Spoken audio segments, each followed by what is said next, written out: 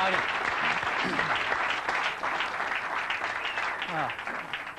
good morning. We were up till 3 o'clock last night finishing this advertising up, and I want to show it to you in a minute, see what you think of it. I've been back about 8 to 10 weeks, and we've been working really hard. And what we're trying to do is not something really highfalutin. We're trying to get back to the basics. We're trying to get back to the basics of great products, great marketing, and great distribution. And I think that Apple has pockets of greatness, but in some ways has drifted away from doing the basics really well. So we started with the product line. We looked at the product roadmap going out for a few years, and we said a lot of this doesn't make sense. And it's way too much stuff, and there's not enough focus. And so we actually got rid of 70% of the stuff on the product roadmap. I mean, I couldn't even figure out the damn product line after a few weeks. I kept saying, well, what is this model? How does this fit? And I started talking to customers, and they couldn't figure it out either. And so you're going to see the product line get much simpler, and you're going to see the product line get much better.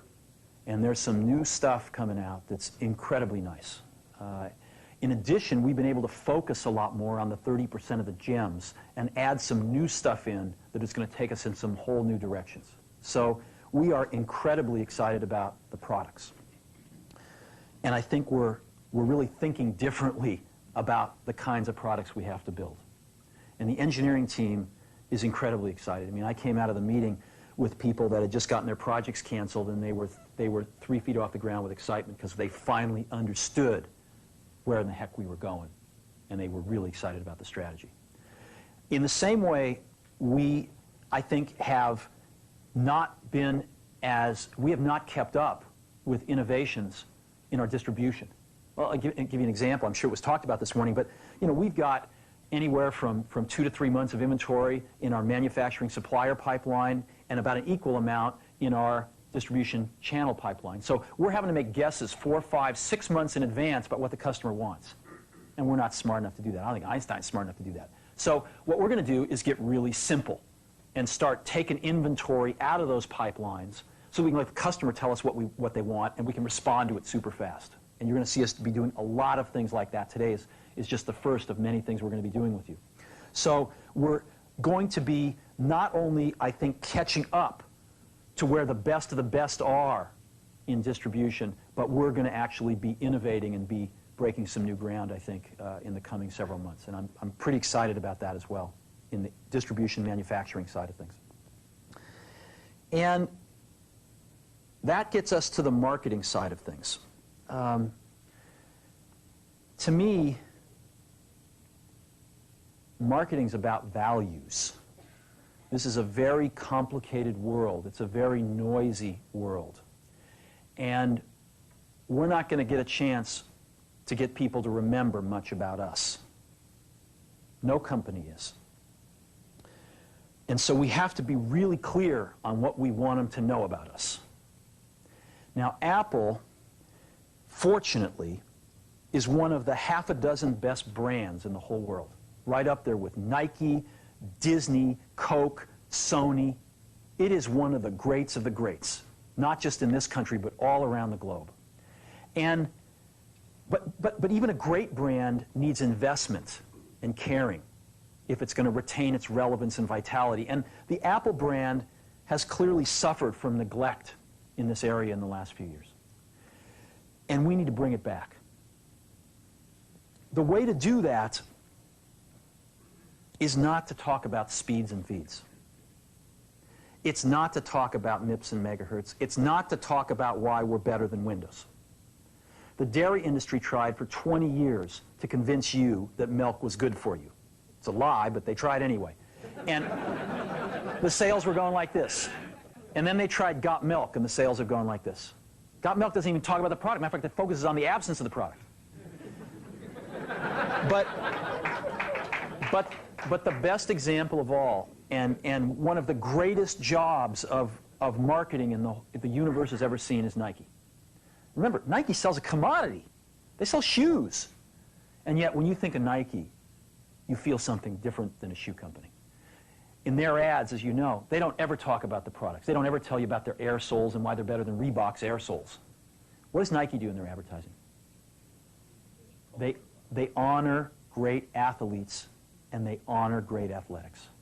That's who they are. That's what they are about. Apple spends a fortune on advertising. You'd never know it. You'd never know it. So when I got here, Apple just fired their agency. They were doing a competition with 23 agencies that, 4 years from now would have picked one. And we blew that up, and we hired Chiat/Day, the ad agency that I was fortunate enough to work with years ago. We created some award-winning work, including the commercial voted the best ad ever made in 1984 by advertising professionals. And we started working about 8 weeks ago. And the question we asked was, our customers want to know who is Apple and what is it that we stand for? Where do we fit in this world? And what we're about isn't making boxes for people to get their jobs done, although we do that well. We do that better than almost anybody in some cases. But Apple's about something more than that. Apple, at the core, its core value, is that we believe that people with passion can change the world for the better. That's what we believe. And we've had the opportunity to work with people like that. We've had an opportunity to work with people like you, with software developers, with customers who have done it in some big and some small ways. And we believe that in this world, people can change it for the better. And that those people that are crazy enough to think they can change the world are the ones that actually do. And so what we're going to do in our first brand marketing campaign in several years is to get back to that core value. A lot of things have changed. The market's a totally different place than it was a decade ago. And Apple's totally different, and Apple's place in it is totally different. And believe me, the products and the distribution strategy and the manufacturing are totally different, and we understand that.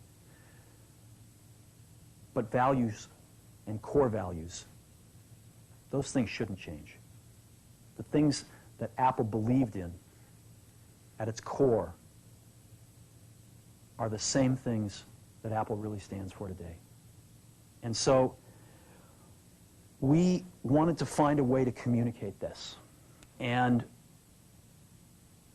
what we have is something that I'm very moved by. It honors those people who have changed the world. Some of them are living, some of them are not. But the ones that aren't, as you'll see, you know that if they'd ever used a computer, it would have been a Mac. And the theme of the campaign is Think Different. It's the people, honoring the people who think different and who move this world forward. And it is what we are about. It touches the soul of this company. So I'm going to go ahead and roll it, and I hope that you feel the same way about it I do.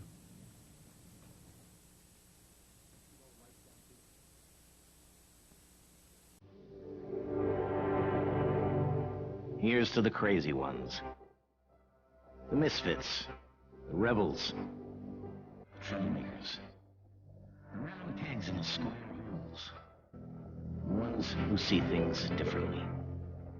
They're not fond of rules, and they have no respect for the status quo. You can quote them, disagree with them, glorify or vilify them, but the only thing you can't do is ignore them. Because they change things. They push the human race forward. And while some may see them as the crazy ones, we see genius. Because the people who are crazy enough to think they can change the world are the ones who do.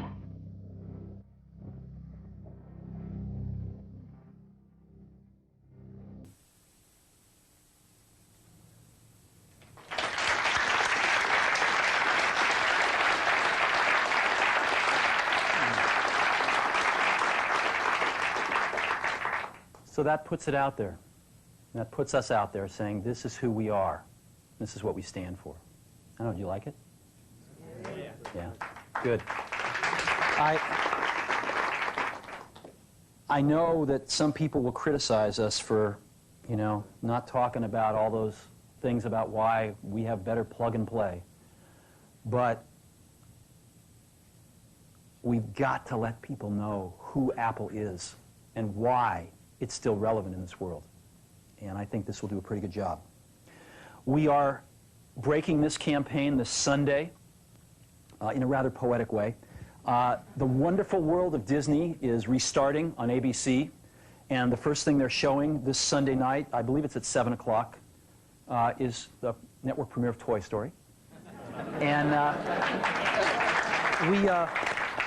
we're going to have two 60-second spots. This commercial will run twice, once in the first hour and once in the second hour. We are then going to break some newspaper ads in the Journal, the Times, the Mercury, the Examiner, USA Today, really stating the manifesto, the words. And then I'm going to show you what's going to break within 2 weeks. We've got some phenomenal print. This ad will run throughout most of October on television. And we're breaking some phenomenal print within a few weeks, mostly on the back covers of magazines, some on the inside. We've got some incredible billboards, and we're even painting some giant walls in about 5 or 6 major cities. Before I show you this stuff, I want to let you know that in this day and age, to use any of these people, whether alive or dead, you need major permission from them, either themselves, if they're alive, or their estates, and representatives if they're dead. Almost all of these people have never appeared in an advertisement before and never would until we asked them. I mean, I got permission from Yoko Ono a few days ago to use John. And it's been an incredibly moving experience for me that these people, both living and dead, their estates, have felt so strongly about Apple that they were willing to let us do this. I don't think there is another company on earth that could have done this campaign. And that, to me, is something very special. So I got a videotape here of some of the print and the outdoor stuff. And if we could just run that, I want you to get a feel for that.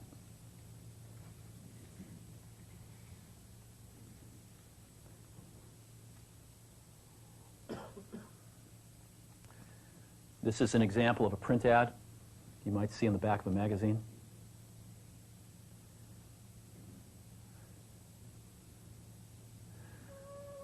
This was an image owned by Time Warner that they've never released before.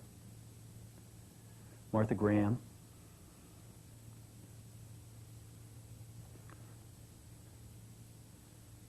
Thomas Edison.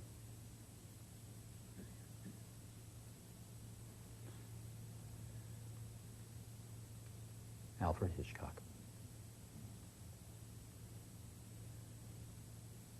You can't see it on the video, but these images are just stunning. Look at this. Outdoor Muhammad Ali.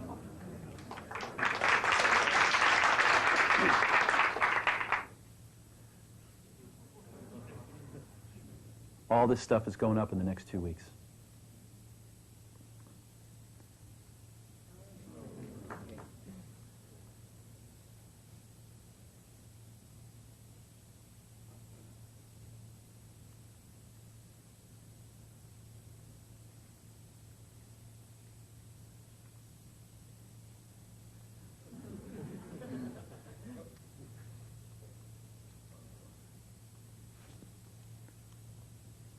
You know who that is? Rosa Parks. There'll be 5 buses running around 5 major cities like that.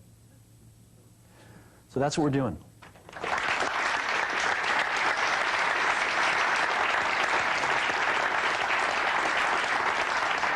And we've been working pretty hard to wrap this up the last few days and nights, but it's the best work I've seen in an awful long time. I think it's the best work Apple's ever done. Now, advertising is not everything, and we've got some incredibly exciting product announcements coming up soon, some incredibly exciting things in general are going to be happening over the next 90 to 120 days. And I really deeply appreciate all of the commitment that's in this room and with the people not in this room to turning this company around. This company's absolutely going to turn around. As a matter of fact, I think the question now is not, can we turn around Apple?